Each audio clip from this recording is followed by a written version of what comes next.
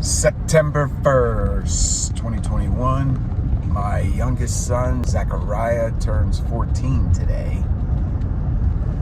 As I told him this morning, I said, you were born at a time when we were overwhelmed. We had a lot of kids, 6, and he was number 7. His brother is 18 months older. And I said, God wanted you here for a purpose. Wasn't out of convenience that we had Zechariah. It was just, we call it the blessing of the Lord. But, that's when you do the kind of things like God tells you to do, some of the stuff doesn't make sense. And a lot of it doesn't make sense. So, what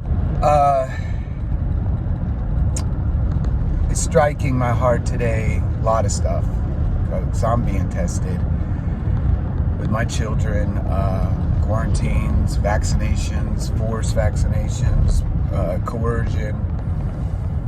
You raise your kids to walk by faith. You model faith.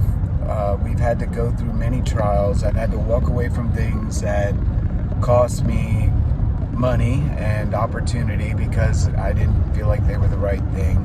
I've walked away from church situations that weren't right. I felt like the Lord was calling me to do something new and different, and that wasn't easy at all. In fact, it was very painful.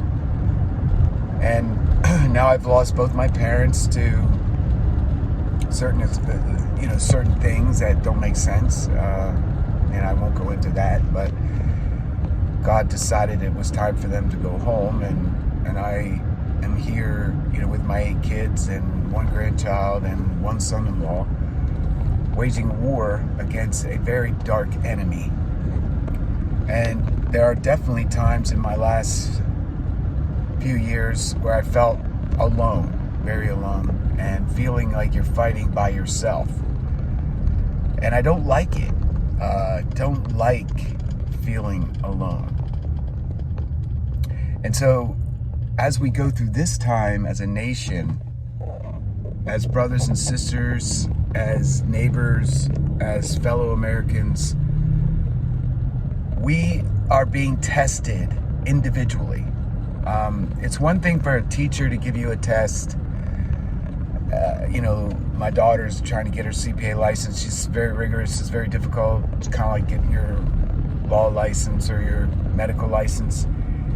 And, it's a rigorous exam. And she has to study hard and work hard, and it's intense. Many people have done it. Many people have been successful at it. But what we're being tested on today is faith. Walking by faith. I said to my wife earlier today that theology can teach you a bunch of head knowledge, but when you break it down, what you need in a warfare, foxhole situation is you need faith. You need instant faith. You need to make quick decisions. You need to, your adrenaline in a competitive situation, like in an athletic competition, wrestling match, boxing match, you're in an intense battle, and you've got to make quick, intense decisions.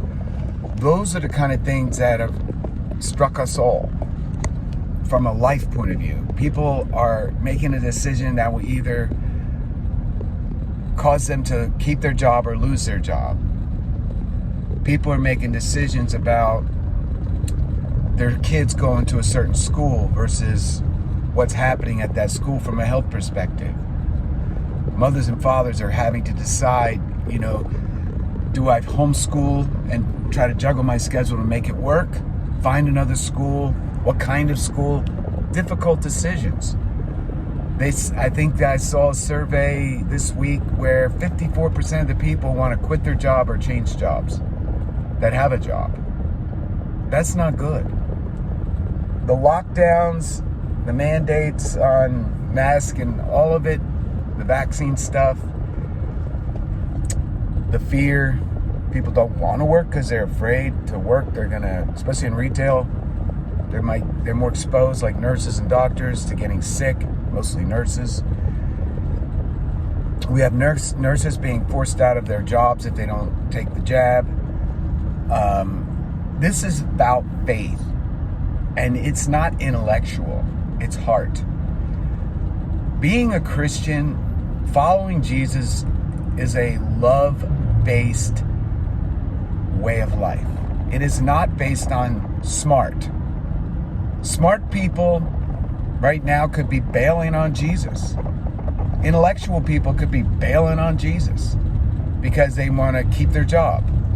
They want to keep their nice house and their nice life, or they're not willing to put anything at risk. They're making calculated decisions or pragmatic decisions. So what really matters in the end? What really will get you in heaven or land you in hell is one thing, one decision. That is to put your hands in God's hand. Like, don't try to run your own life. Take yourself out of being the boss of your life, which right now would be, I don't want to do that tough thing. I want to do this, in my mind, easier thing, take the jab and keep the peace. Rather than resist, rather than stand alone, rather than protect yourself long term, if you believe that. Or from another perspective, look at the actual things that are in it and say, I don't want those things in my sacred and holy body. Your body is the temple of the Lord. So that's a belief, and it's your belief. It's not somebody else's belief, not your pastor's belief. It's your belief. You got to make that decision. So we are being tested, and God is watching, and God is sifting